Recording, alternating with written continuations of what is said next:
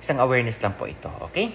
Nanaway kapulutan nyo ng aral, kapulutan nyo ng idea, hindi po ito medical advice kabayan ha.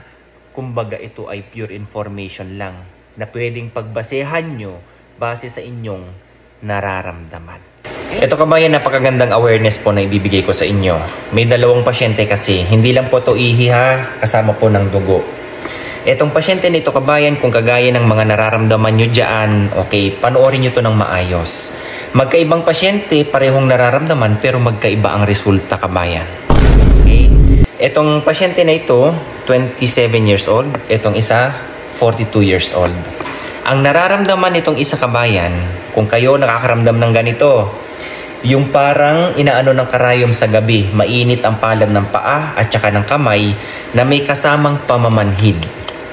Okay? Yung isa, itong si 42 years old, paggising sa umaga, hindi niya maapak agad ang kanyang paa dahil nga masakit daw yung palad ng paa niya. At itong isa naman, ganun din. Sa sobrang init ng palad, hindi siya nakakatulog ng maayos. Itong isa, ihi ng ihi. Ito naman, sabi ko, baka naman ikaw ay dahil sa lamig, ganun din, ihi ng ihi. Ito ngayon ang resulta kabayan, okay? For example, niran ko kasi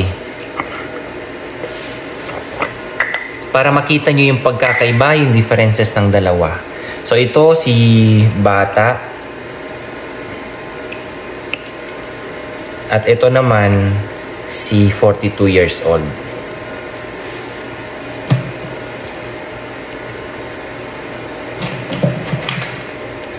Kaya nga kabayan, ang ano ko dito, minsan yung nararamdaman mo, akala mo yun yung may problema pero hindi pala. Yung mga ganun. Meron din na parehas kayo kagaya nito pero magkaiba. Okay? Itong pasyente, kung titingnan nyo lang, okay, sugar po yan. The rest, wala na. Okay? Ito naman yung sa 42 years old, wala kang makikita. Okay? So, walang positive sa kanya. Tingnan nyo to.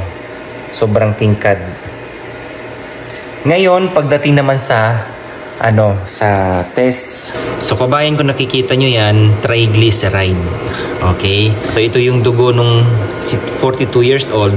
Basahin ang resulta dito, ha? Ito, dito. Ilan kabayan? Hindi po ba? 1,745 ang kanyang triglyceride. Nako. Kung makita nyo lang ang dugo niya, napaka-lipemic. Ngayon, eto naman, yung glucose nung may positive sa ihi kanina. So, ito yung glucose niya. Okay? Kung makikita nyo naman yan, glucose. So, basahin natin. Basahin nyo dito. Ilan kabayan? 448.8. So, dun sa nakita nyong resulta, okay, tingnan nyo, yung 448 na glucose, di ba kumakalat na? Sobrang tingkad. Ito naman, normal. Ngayon, anong napansin nyo? Etong si bata, ipinakita ko na lang yung mataas kabayan kasi kung gagawin natin lahat, masyadong mahaba yung video. Ang point ko dito kabayan, tingnan mo ha, pareho sila ng nararamdaman. Pero, itong isa, mataas ang sugar. Itong isa, sobrang taas ng triglyceride.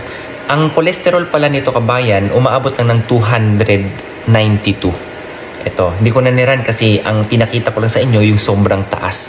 Isipin nyo, 1,700, hindi po ba? Ganyan ang nararamdaman kabayan kapag ito ipapatest nyo. Yan ang point ko dito. Yung mga namamanhid, yung mga palad ng kamay at paa, magpa-check na kayo kabayan. Huwag nyo nang titiisin yung mga ganyan. Hindi nyo alam, okay, akala mo, bakit kaya parang namamanhid yung mga paa ko, ganyan-ganyan. Tingnan nyo, sugar, kabayan, namamanhid na yung mga paa. Mainit ang palad ng paa at kamay. Ganun din dito sa mataas ang triglyceride. Ang lipid profile nitong mataas ang sugar kabayan, normal na normal. Ang sugar naman nitong sobrang taas ng triglyceride, normal. Nasa 106 lang ang kanyang random blood sugar. Pinakita ko lang yung sobrang taas kabayan base sa comparison ng dalawa. Okay?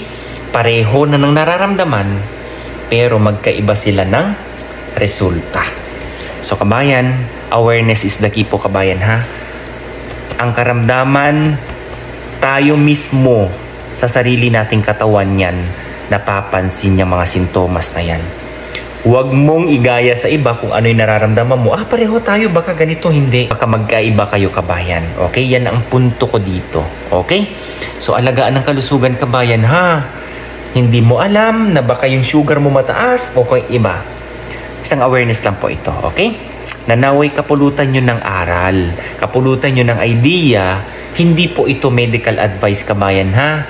Kumbaga ito ay pure information lang na pwedeng pagbasehan nyo base sa inyong nararamdaman. Okay? God bless everyone. Bye-bye.